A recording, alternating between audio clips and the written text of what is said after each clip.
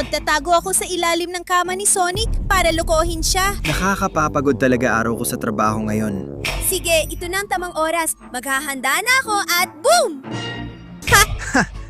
Gusto mo ba akong takutin, Amy? Sige, tatakutin din kita. Hindi! Natatakot ako sa halimaw!